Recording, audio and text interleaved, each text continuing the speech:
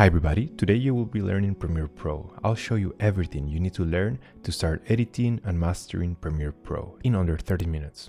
This tutorial is meant for beginners, intermediates, or for advanced editors that want to learn how to edit with Premiere Pro. I have included all the project files for free so that you can follow along and learn by doing.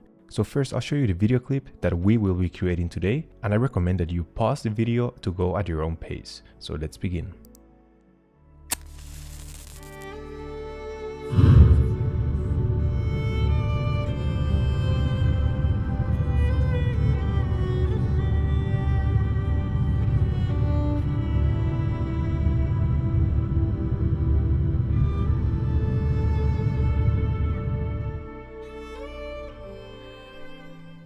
So the first step is to download Premiere Pro. You can get it directly from Adobe's website. They offer a 7-day free trial, which is perfect for testing it out before you buy it. I'll leave my affiliate link below in case you want to use it. It might save you some money if you end up subscribing later. Once you have downloaded, go ahead and install it and then open it. To start, simply click on New Project. Now we will have to name this project. For this example, let's call it First Project. Then choose the location where you want to save it. Now here's a quick tip. Try to keep all your files organized in one single folder. It makes editing way easier later on. Like I said earlier, I have included all the files you need to follow along with me, so you can find the download link in the description below. You will be downloading the project called First Project, just like we named it. Inside the folder you will see a couple of files. In my case, I've saved everything in my folder on my desktop. So let's select the folder and hit Create. By default, Premiere opens in the Import tab. We're going to skip that for now, and we're going to click on the Edit tab. This is what your main Premiere Pro workspace should look like. If yours looks a little bit different, don't worry. Just to keep things simple, we want to make sure that your layout matches mine. So on the upper right corner, you will see the Workspace button. Click on it and select the Editing workspace. This will rearrange Premiere Pro so that it looks ideal for editing. One more thing, click on Window, and from the drop-down menu, make sure that Project is checked. This will make your project panel visible. If it's floating in a weird spot, just grab the tab by its name and drag it all the way to the bottom left, next to the effects panel. You will see it snap into place. Now Premiere Pro uses a modular layout, so all panels can be moved, opened, or closed from the window menu. But don't worry too much about that right now, we'll stick with a simple setup. Great, now your view should almost be the same as mine. At the bottom left, we'll have the project section. You can see that the project is empty, so let's click on Import Media. Now navigate to the folder called First Project. Again, the link to download these files for free is in the description below. Let's import everything except the project file. To do that, simply hold Shift and click to select all items on the folder. Just make sure not to select the file named First Project, because that's the Premiere Pro project that we already have open. Then click Import. You should now see all the media files shown in the project panel at the bottom left. Now, there's also a quick way to import files by going to File, Import, and that opens up the window where you can choose your media. But since we already imported everything, I'll go ahead and hit Cancel. Nice, we're almost ready to start editing. When you open Premiere Pro for the first time, it can feel a little bit intimidating, and that's completely normal. There's a lot going on, and it can seem complicated at first, but my goal is to break everything down into simple, easy steps. So the way I like to explain Premiere Pro is by dividing it into 4 main sections. This way, it's easier to understand how everything fits together. Alright, so let's go back to the project panel in the bottom left corner. This is where all your media files are. Everything you imported earlier is right here. Let's explore this section a little bit more. At the bottom, you will see a few icons. If you click on Icon View, you will see your files displayed as large thumbnails. And if you hover your mouse over a video, you will get a quick preview of that clip. There's also a freeform view. You can switch between views depending on your style, but my personal favorite, and the one we will be using today, is List View. It's clean, simple, and easy to navigate, but feel free to choose whichever works best for you. Now, let's take a closer look at what you can do here. If you right-click on any file, you can choose Reveal in Finder, and this will show you exactly where that file is stored on your computer. This is super useful if you ever lose track of things. Now, if you double-click a file, it opens up a preview on the upper section of the screen. This preview window lets you scrub through clips, watch them, and even get a better sense of what's inside before you drag them into your timeline. At the bottom of the preview window, you will get the basic playback controls like play, pause, stop. You can also adjust how big or small the preview looks using the drop-down menu on the left. And on the right side, there's a drop-down menu that says Full. This controls the preview resolution. If your computer is a bit slow, you can change it to 1/4 to save some processing power. But if your machine can handle it, I recommend keeping it at full resolution so you get the best preview quality. Just keep in mind that this only affects the preview while editing. It won't change the quality of your final exported video. Perfect, we already covered the two main sections of the Premiere Pro workspace. Alright, so now let's look at the timeline section. As you can see, it's empty right now, there is no sequence yet. You'll see the message that says drop media here to create a sequence. And that's one way to do it, and let's call that the lazy way. You might simply drag and drop one of your video clips, like the flamethrower stunt file, right into the timeline. And just like that, Premiere Pro automatically creates a sequence for you and you're ready to start editing. But I'm going to press Command Z to undo, and I'll show you the proper way and the recommended way to create a sequence, because it gives you way more flexibility and control. Now, before you go further, just so you know, when we say sequence, think of it as a timeline that contains your video clips, audio, music, and everything else in your project. So here's the proper way. Go to the top menu and click on File, New, Sequence. This will open up the sequence settings panel. Here you can define how your final video will be exported, 4K, 1080p, vertical video for mobile, and much more. You can get super specific with frame rates and resolutions. But we're not going to dive too deep into this section right now. But for this tutorial and to keep it simple, let's just use a preset. Click on the Sequence Presets tab, then open the Legacy folder. From there, go to Red, and we'll select the 4K at 23.976 frames per second. That's the one we will be using for this tutorial. Now, name your sequence something like Main Sequence, and hit OK. Perfect, now you will see that a clean timeline has been created. And if you look at the project panel, you'll notice that the sequence has been added there too. Now here's a quick tip about the icons. In Premiere Pro, purple represents video, green represents audio, and the sequence has its own special icon, so it's easy to recognize. If you open the audio folder in the project panel, you'll see all the audio files listed in green. Now let's go back to the timeline panel and drag our first clip, flamethrower stunt.mp4, into it. Just drag and drop it. You'll see that the video will appear in the timeline and a preview will show up in the upper panel. You can press play or hit the spacebar to start and stop playback. Now at the bottom right of the timeline, there's a horizontal scroll bar. Drag it to zoom in and out on your timeline. There's also a vertical scroll bar on the right, which lets you expand or shrink the height of your video and audio layers. Another way to zoom in and out in your timeline is by holding Alt and scrolling with your mouse wheel. That's a quick shortcut to zoom in and out of the timeline. Now if you double click on the left part of the timeline, it will expand or collapse the track height. And here's one thing to know, Premiere Pro doesn't have a magnetic timeline, so clips won't be automatically slapped together. And that means that you can move them freely left or right, across multiple layers. So let's zoom in on the timeline for a second and let's check out what's going on here. On the left side, you will see these tracks, V1, V2, V3 for video layers, and A1, A2, A3 for audio layers. I like to think of video and audio layers like stack of sheets, and whatever is on top is what you will see or hear first. Some of these little icons on the side are pretty useful as well. Let's have a look. The eye icon hides the video layer, so click it and boom, it disappears. The M mutes the audio track. The S is for soloing a track, which means that you will only hear that specific track while the rest of the tracks stay muted. And the microphone icon, that's for editing voiceovers straight from Premiere Pro. It's a pretty cool feature if you want to add narration or commentary. Now the lock icon here will lock the track, meaning that you can't accidentally move it or cut it. You'll also see this little chain icon, and that's the sync lock. That keeps clips on that track locked in sync with other tracks when you're trimming or shifting your timeline around. I don't use it all the time, but it's nice to know what it does. Now let's zoom in a little bit and take a closer look into the timeline tools. When you're editing, you will constantly be switching between two main tools. The selection tool, which is V on your keyboard, and that's your main tool for moving and selecting clips. And the razor tool, or C on your keyboard, which lets you cut clips wherever you click. Seriously, if you remember just V and C on your keyboard, you will save so much time. And if you mess something up, just hit Command Z or Ctrl Z on Windows to undo and go back. Now here's a very valuable tip. Shortcuts are a total game changer. If you want to see them all, just go to Premiere Pro menu, keyboard shortcuts, and it will show everything mapped out, and you can even customize them. So I recommend you go through all of them just as a quick preview. So let's go back to editing. I want to show you something really useful. It's called the track selection forward tool. Let me quickly show you how it works. I'm going to duplicate a clip, just copy and paste it by pressing Ctrl or Command C and Command V.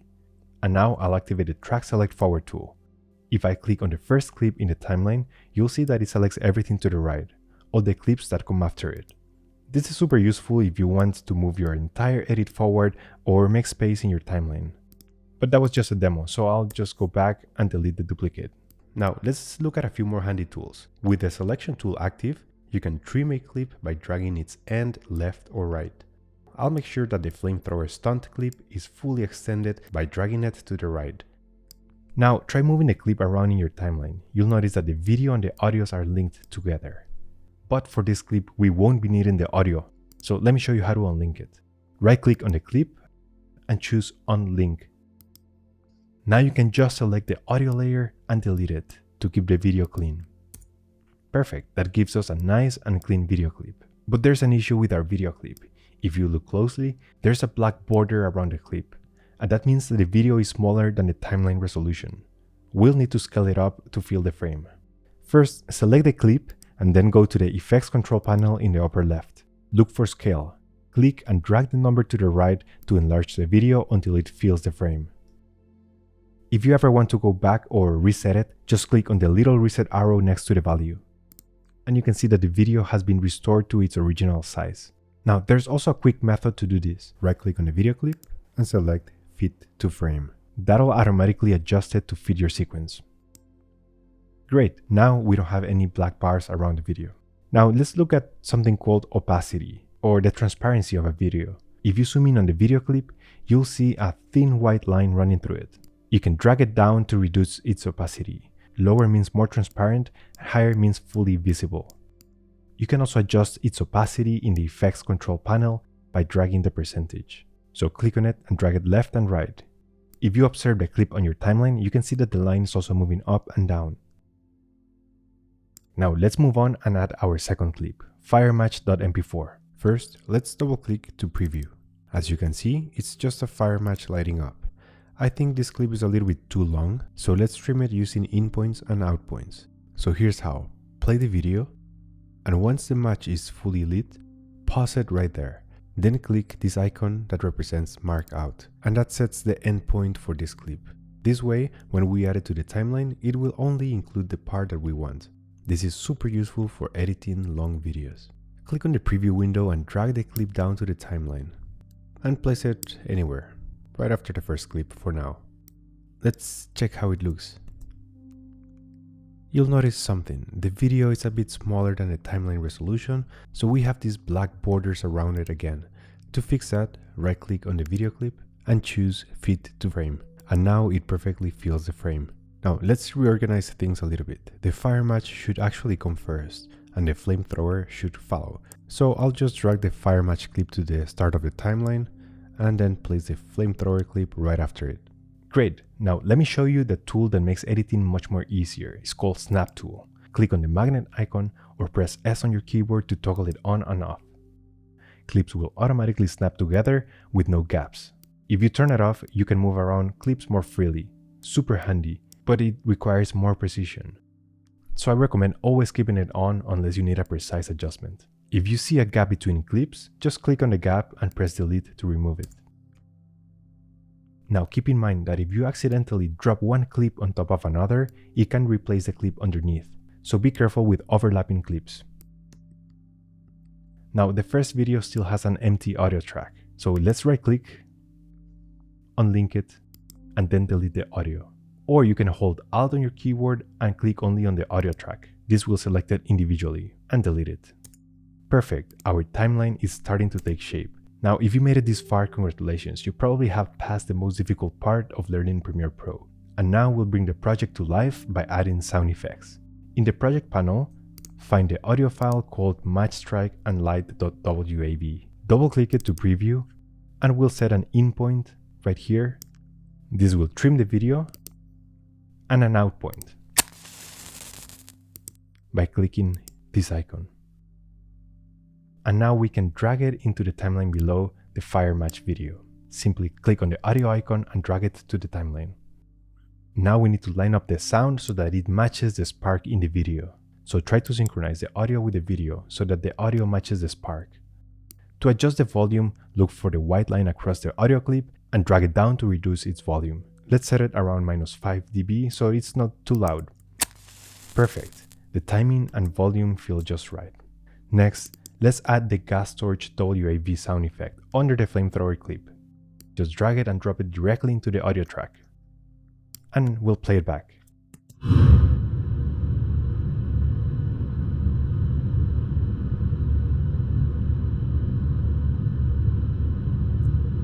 It sounds good, but you'll notice that the sound cuts off early because it's shorter than the video. To fix that, we'll duplicate the audio file. You can copy and paste, or just hold Alt, drag the clip, and drop the duplicate right next to it. The first part of the audio has the torch ignition sound, which we don't really need again. So let's remove the first part and keep only the continuous flame sound.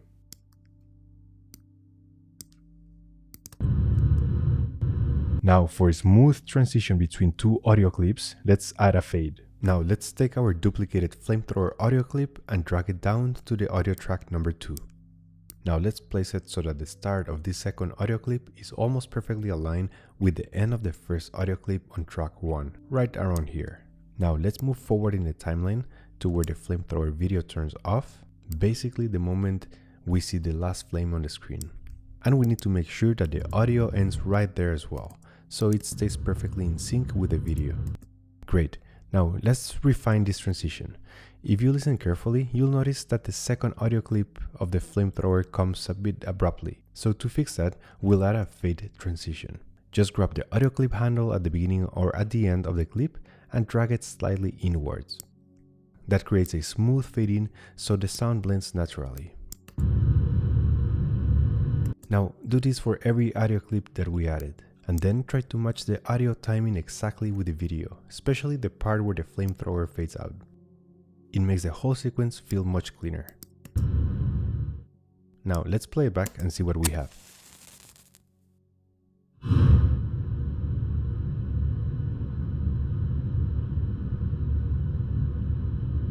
The sound transitions smoothly and everything feels perfectly in sync with the visuals.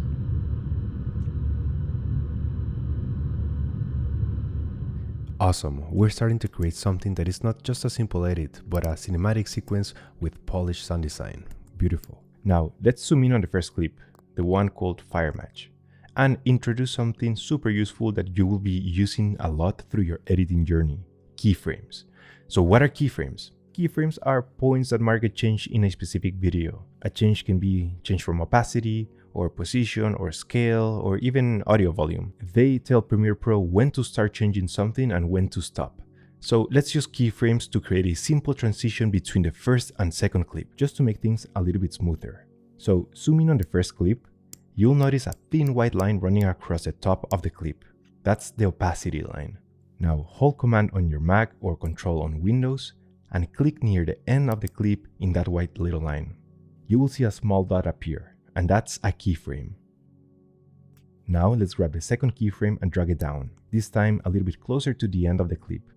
What you just did was create a fade out. The first keyframe holds the opacity at 100% and it gradually drops to 0% by the time it hits the second keyframe. So we can see that the video fades to black smoothly. Now you can adjust how fast or how slow the fade happens by changing the distance between two keyframes. The further apart they are, the slower the transition. So it's about personal taste. You'll see that the first clip now fades to black, and since the second clip already starts in darkness, the transition feels smooth and natural. And that's how you create a manual fade out transition using keyframes. Perfect. Now, if you want to explore more transitions, you can go to the Effects panel and look under Video Transitions. You will find a list of preset transitions that you can use. So just keep that in mind, that Effects panel is where you will find presets for audio, video, visual effects, and a lot more. For now, let's add some music to our timeline. we'll use this cinematic track called Violin Background Song, but feel free to use any song you like. To preview it, double-click on the file from the project panel. Let's hit play and listen to it. Now let's skip ahead and find the section I want to use, right about here on the second part of the song. Once I found the spot where I want the song to begin, I'll press I on my keyboard to set the in point, or you can just click here and I will mark the in point. Then click the little waveform icon next to the track and drag it down to the third audio track in the timeline. The volume is a little bit too high for my taste, so I'll lower it down to -7.5 dB. You can do that by clicking and dragging the white volume line on the audio track. Now here's a quick tip. If you want to make more precise adjustments to things like volume, just hold Option on your Mac or Alt on your Windows while scrolling your mouse up and down. This lets you fine-tune in smaller steps. Let's play it back and see how that sounds.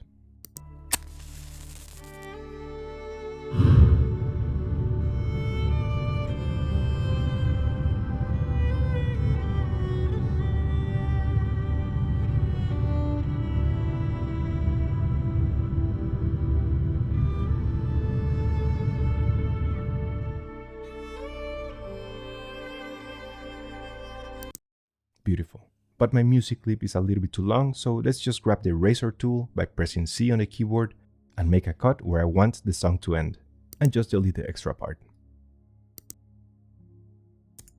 Great, we're almost done with the project, but let's take it a bit further and give it a more cinematic feel. Let's add some ambient sounds, like whispers, just as a fun little detail. In your project panel, look for the file called groupwhispering.wav. Double-click it to preview it in the upper window. Let's listen to it.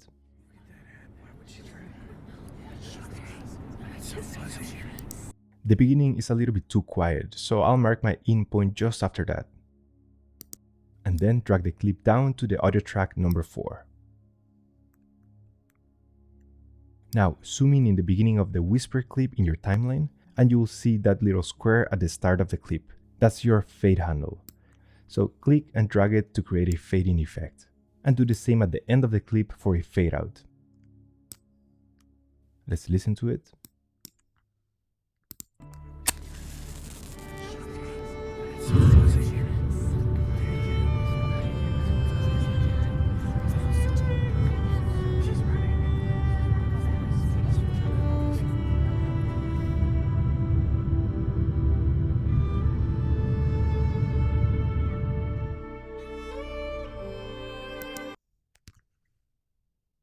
You can also adjust the volume to your taste using the white line in the audio track.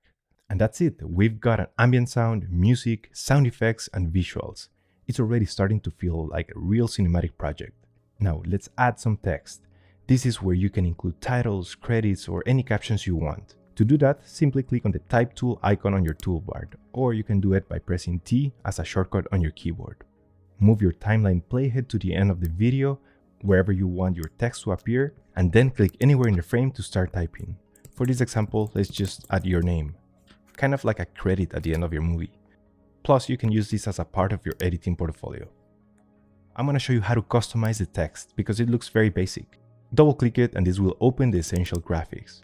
Now make sure that the property panel is displayed. If you don't see it, go to the top menu and click Window, and make sure that Properties is checked. In the Edit tab, you can change font, you can select the size, the style, and positioning of your text. The font I'll be using today is called Urbanist, but feel free to use whatever you like. I like the style of this font. Now, let's adjust the size of our text to your liking. For this example, I'll set 200. By the way, you can download the Urbanist font for free. Just Google Urbanist font and you can download it. Next, scroll down to the Align and Transform section and click on the Align Center horizontally and Align Center vertically. And just like that, our text is perfectly centered in the screen. Let's also create a fade in and fade out effect for the text using the opacity keyframes, just like we did before. So zoom in on the text clip, then hold Command on your Mac or Control on your Windows, and click on the white opacity line to add your first keyframe somewhere near the start. Then add the second keyframe at the very beginning and drag that point down to a 0% opacity. This will make the text fade in smoothly. Now go to the end of the clip and add 2 keyframes. The first one at full opacity and the second one at the very end, drag it down to 0% opacity. That will create a smooth fade in and fade out for your text. Let's see how this looks.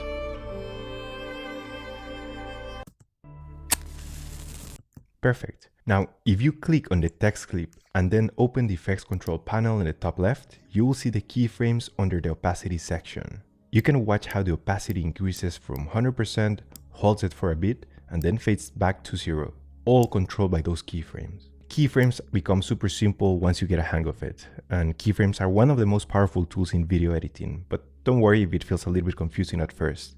As you keep practicing, keyframes will become your second nature, and we'll cover more advanced text effects templates in the second part of this workshop. But for now, you have learned the basics in the type tool and how to make your text look professional. Great! And the final part of the workshop is color grading. So go to the window menu at the top and make sure Lumetri color is checked.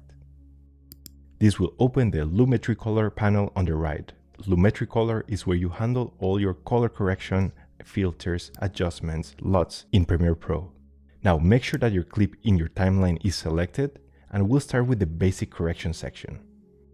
Here you can adjust things like temperature to make your video warmer or cooler. You can also adjust tint to shift the color tone, and saturation to increase or decrease color intensity, or even make it totally black and white. So you can always go back. There's also an auto button that auto corrects the clips, but honestly, I don't really recommend using it because it doesn't always give the best results. You can also adjust exposure, contrast, highlights, shadows, whites, blacks, and fine-tune the brightness and balance.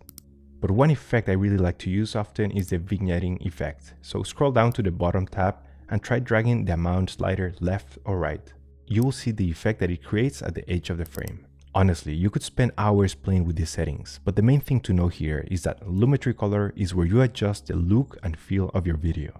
For now, I'm just going to reset everything since I didn't apply any final changes, so just wanted to show you how everything works. We can close the panel for now.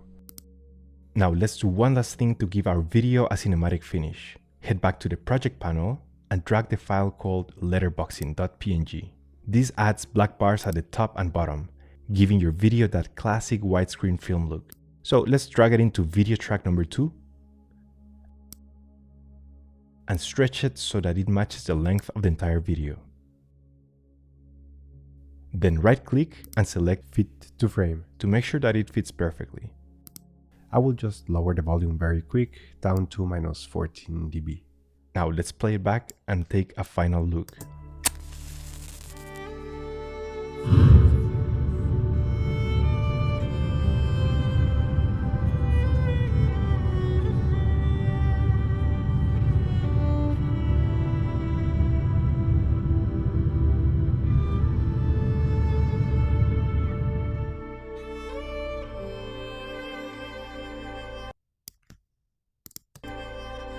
I'll fade out the music at the end of the clip, just by lowering it down a little bit. Beautiful. And that's it. You have officially finished your first Premiere Pro project. Now it's time to export it and save it to our computer. So click on the Export tab at the top of your screen, set your file name to First Project, and choose where you want to save it in your hard drive. I recommend saving it in the same folder you've been working from. To keep things clear, I will name mine First Project Exported. Next, choose a preset. You could explore much more advanced export settings later, but for now the default works great. And then let's click on Export, and Premiere Pro will render your final video. Once it's done, you will see a confirmation and your finished video will be saved on your folder. So you just completed your very first project with Premiere Pro. Filmmaking and editing are powerful skills, and honestly, learning to edit is one of the best creative tools you can add to your life. If you enjoyed learning with me and found this super useful, remember, this workshop is completely free. But I've also created 3 more parts where I go deeper into editing, effects, color grading, so you can access them using the link below for super cheap. If you like this workshop, give it a thumbs up, leave your questions in the comments, or even join my editing school, where I answer all your feedback directly and I help you level up faster. Thank you for watching. My name is Christian, and I'll see you in the next one. Take care.